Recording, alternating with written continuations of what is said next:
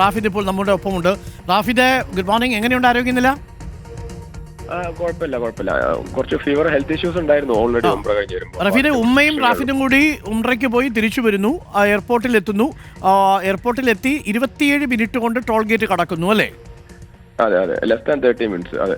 അപ്പോൾ സാധാരണ അവിടുത്തെ ഒരു താരിഫ് എങ്ങനെയാ? 30 മിനിറ്റിന് എത്ര രൂപ? ഒരു മണിക്കൂറിന് എത്ര രൂപ? 30 മിനിറ്റിന് 40 രൂപയാണ്. പിന്നെ 30 to 45 മിനിറ്റ്സ് ആണോ അറിയില്ല, അതോ 30 to 1 അവർ അറിയില്ല. 65. അവരെത്രയാണ് ചോദിച്ചത്?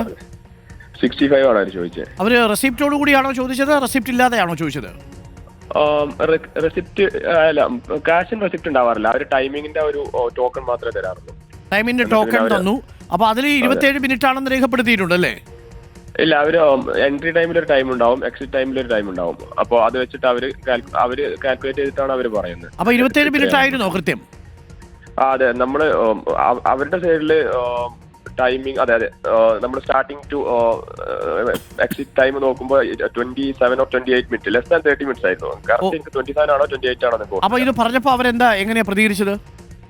ഇത് പറഞ്ഞപ്പോ അവര് പറഞ്ഞ് ഓക്കെ, ഹിന്ദി മാത്രം അറിയുന്ന ആൾക്കാരായിരുന്നു, ഹിന്ദി സംസാരിക്കുന്ന ആൾക്കാരായിരുന്നു. അപ്പൊ അവര് ഇനീഷ്യലി അവര് 65 എന്ന് പറഞ്ഞപ്പോ നമ്മള് 40 അല്ലേ ഉള്ളൂ, 30 മിനിറ്റ്സ് ചാർജ് ഷീറ്റ് കാണിക്കാമെന്ന് ചോദിച്ചു. അപ്പൊ അവര് കുറച്ച് ടോൾ തന്നെ അവിടെ ചാർജ് ഷീറ്റ് വെച്ചിട്ടുണ്ട്. അപ്പൊ നമ്മള് ഓക്കെ, ബിലോ 30 മിനിറ്റ്സ് ആണെങ്കിൽ 40 അല്ലേ, എങ്ങനെ 65 ആവുന്ന ചോദിച്ചു. അപ്പൊ അയാള് ചൂടായി, കുറച്ച് ഉച്ചത്തിൽ സംസാരിച്ചു. അപ്പോ അത് കേട്ടിട്ട് വേറെ ഒരാൾ വന്നു, അവരുടെ തന്നെ ഒരു വേറെ ഹിന്ദി സംസാരിക്കുന്ന ആൾ വന്നു. അപ്പൊ അയാളുടെ കാര്യം പറഞ്ഞപ്പോ അയാൾ പറഞ്ഞു ഓക്കെ 40 തന്നെയാണ്, 65 അല്ല എന്ന് പറഞ്ഞു. ഓക്കെ, അപ്പൊ നമ്മള് അത് ക്യാഷ് എടുത്തിട്ട് കൊടുക്കാൻ നേരത്തെ നമ്മൾ പറഞ്ഞു ഓക്കെ, നമ്മളിത് ചോദിച്ചുകൊണ്ട് മാത്രമാണോ 40 ആയത്, അല്ലെങ്കിൽ 65 തന്നെയാണോ, ഇങ്ങനെ തന്നെയാണോ എല്ലാവരോടും ചോദിക്കുന്നതെന്ന് ചോദിച്ചു. അപ്പൊ ഇത് ചോദിച്ചത് അയാൾക്ക് ഇഷ്ടപ്പെട്ടില്ല. അപ്പൊ അയാള് ഉച്ചത്തിൽ അങ്ങ് സംസാരിച്ചിട്ട് അയാൾ കാറിൽ അടിച്ചു. അപ്പൊ നമ്മൾ അതേപോലെ എന്തിനാണ് ഇങ്ങനെ ഉച്ചത്തിൽ സംസാരിക്കേണ്ട ആവശ്യം, നമ്മൾ അതുപോലെ തിരിച്ചു പറഞ്ഞു. നമ്മള് കാര്യങ്ങൾ സംസാരിക്കുന്ന ടൈമിൽ ഇങ്ങനെ ഉച്ചത്തിൽ പറയേണ്ട ആവശ്യമില്ല, നമ്മൾ അതുപോലെ അങ്ങോട്ട് സംസാരിച്ചു. അപ്പൊ ഈ രണ്ടുപേരും അങ്ങോട്ട് വാഗ്വാദത്തിൽ ഏർപ്പെടുമ്പോൾ ഇത് കേട്ടിട്ട് അവരുടെ തന്നെ കുറച്ച് ടീം ഉണ്ടായിരുന്നു, ഈ സംസാരിക്കുന്ന അഗൈൻ അവരുടെ തന്നെ കുറച്ച് ആൾക്കാർ അപ്പുറത്തുണ്ടായിരുന്നു. അവർ ഓടി വന്നിട്ട് കാറിൽ അടിച്ചു. എന്റെ സൈഡിലെ ഡോറിലാണ് ആദ്യം അടിച്ച്. അപ്പോ എന്നിട്ട് ഡോർ തുറക്കാൻ പറഞ്ഞു. അപ്പൊ ഞാൻ ഡോർ തുറന്നപ്പോൾ, ഞാൻ ഫ്രണ്ട് സീറ്റിലായിരുന്നു, ഞാൻ ഡോർ ജസ്റ്റ് തുറന്നപ്പോൾ തന്നെ അവര് വലിച്ച് പുറത്തേക്ക് ഇട്ടു. പിന്നെ അവരുടെ കൂട്ടത്തിലായി, അവരൊരു 5-6 പേരുണ്ടായിരുന്നു. പിന്നെ അങ്ങോട്ടും ഇങ്ങോട്ടും വലിക്കലും അവരെന്തൊക്കെയോ ചെയ്തു, കുറെ തള്ളി കാറിന്റെ സൈഡിലേക്ക്. അങ്ങനെ പരാതി കൊടുത്തിട്ടുണ്ടോ റാഫിദ്?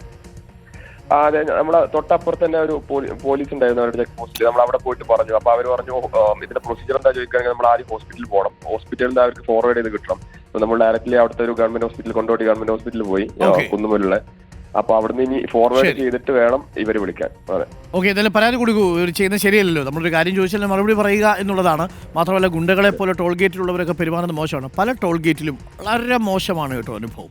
നമ്മൾ ചിലയിടങ്ങൾ വളരെ അപൂർവം ഇടങ്ങളിൽ മാത്രം വളരെ പ്രൊഫഷണലായി കാര്യങ്ങൾ കൈകാര്യം ചെയ്യുന്നവരുണ്ട് എന്നുള്ളതാണ്. ടോൾ ഗേറ്റിൽ ഇരിക്കുന്നവരെന്തോ പിടിച്ചു പറിക്കാൻ ഇരിക്കുന്നവരെ പോലെയാണ് ഇരിക്കുന്നത്.